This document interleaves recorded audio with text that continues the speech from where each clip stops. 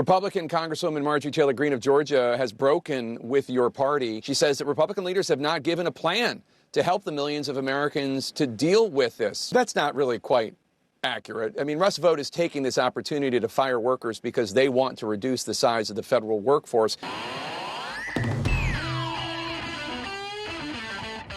More MAGA Mike Johnson, this time on CNN, discussing his continuance of the government shutdown with some desperate attempts to defend him and Trump for doing so, and how even MAGA cult members like Marjorie Taylor Greene are starting to break from the party and realize that MAGA's the one in the wrong on this. So take a moment, leave us a like on the video if you can. It helps us out a ton. We're trying to get to 30,000 subscribers, and let's get right to the content. Republican Congresswoman Marjorie Taylor Greene of Georgia has broken with your party, saying she's disgusted that these Obamacare subsidies are going to expire and that health insurance premiums could double. She says that Republican leaders have not given a plan to help the millions of Americans to deal with this. Do you have a plan? Marjorie's frustrated because we're all frustrated. I had a thoughtful conversation with her on the phone right after she said that. I think the next evening, she's a friend and a colleague, and I explained to her. It's really simple math, right? Enrollment starts for these credits November 1st. That's in like 2 weeks. There will be people who don't get these credits just because they're set to expire, because they would fit in the group that would be ineligible after they expire.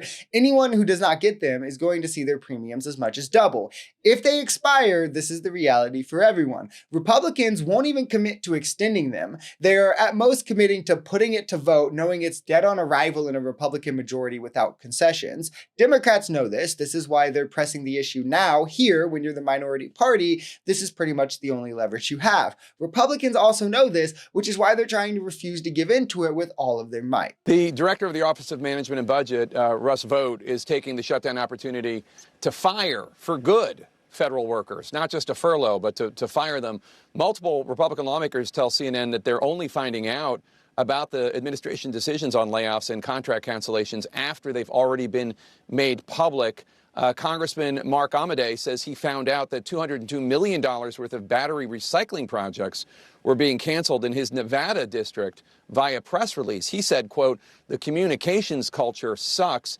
Do you think the Trump administration is giving you, the legislative branch, these details sufficiently? And if so, are you passing all this information along to your members? Look, the Trump administration is doing the very best they can with a very difficult situation. It is the Democrats who have voted now 10 times to keep the government shut down. This is the weirdest line to go to for me because it's so easily disprovable. Like, for instance, Trump's shutdown in his first term was over double as long as this one is, and he never fired a single person. Not in any shutdown has there ever been a true necessity for mass layoffs. Most people get furloughed and then get back pay. Trump literally threatened to do this if Democrats didn't vote with Republicans. He then said he would target Democrat programs, to which now the grants he's canceled, for instance, have been 99% to Democrat districts. I'm sure that's just a coincidence because he's only laying off people out of necessity, and it just so happens they all are in the Democrat districts and with Democrat giving Democrat grants that he said he was going to target also, but it's all necessity, right? Every time this comes up, it should also be pointed out, however, that like the first staff Trump fired was the entirety of special education offices in the Department of Education. So he's a real piece of shit. That's not really quite accurate. I mean, Russ Vought is taking this opportunity to fire workers because they want to reduce the size of the federal workforce. None of these people are being paid anyway. It's not as though these furloughed workers are sapping up a budget. They're not being paid. This is an opportunity by Russ Vought to shrink government, as he has outlined in Project 2025 and other places. No, look, this is a very important distinction. Furloughed workers do get paid on the back end. They get that pay back to them. It's reimbursed, as you know. That's how it works. That's the statute and the tradition and the practice. Russ Vought does want to reduce the size and scope of government, as does every common sense American, because the federal government is too big. It does too many things, and it does almost nothing well. As Reagan said, government is not the solution to our problem. Government is the problem. We want to reform it.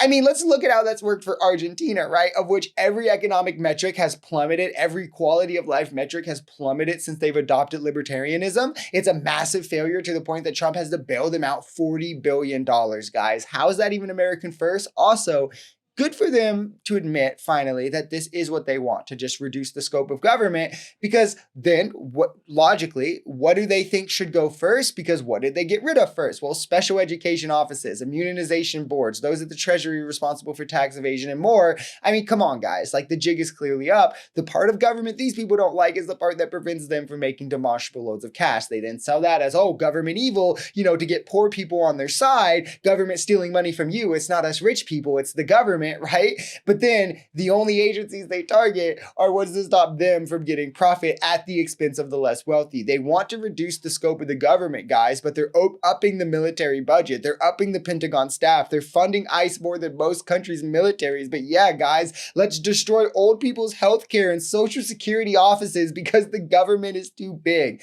Give it up. Nobody believes you.